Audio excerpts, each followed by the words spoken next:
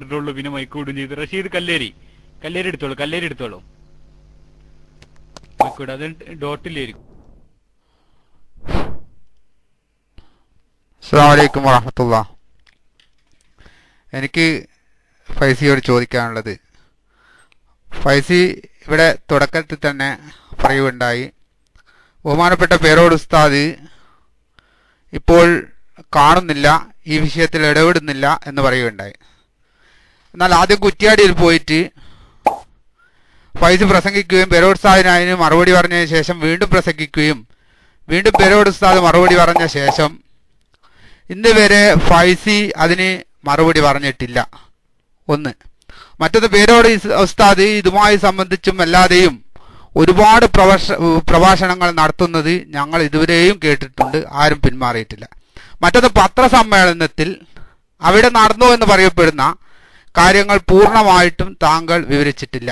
നിങ്ങളുടെ ക്യാമറ പിടിച്ചു പോയ കാര്യമോ അല്ലെങ്കിൽ അതുപോലെ തന്നെ അവിടെ നിങ്ങൾക്ക് പറ്റിയ സംഭവങ്ങളൊന്നും നിങ്ങൾ പറഞ്ഞിട്ടില്ല. യഥാർത്ഥത്തിൽ നിങ്ങൾ ക്യാമറ ഒക്കെ കൊണ്ടുപോയത് എല്ലാവർക്കും സത്യം അറിയിപ്പിക്കാനായിരിക്കും. എന്നിരുന്നാലും അങ്ങനെ ഒരു സംഭവം പറ്റിയെങ്കിൽ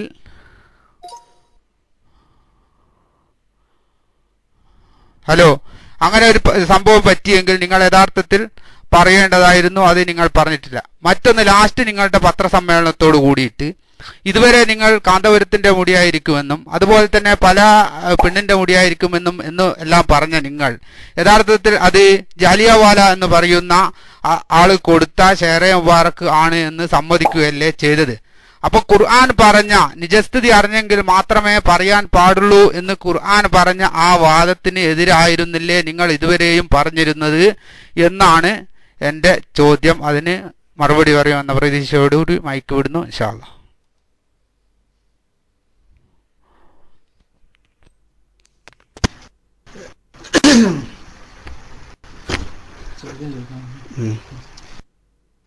മാന്യ സുഹൃത്തുക്കൾ, സമയം കണക്കിലെടുത്ത് ചോദ്യത്തിൽ മാത്രം ലിമിറ്റ് ചെയ്യണം.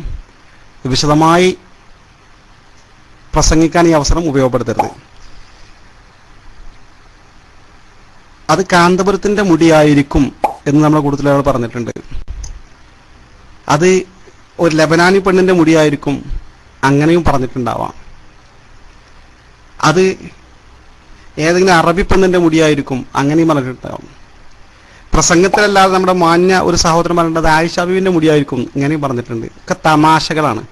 കാരണം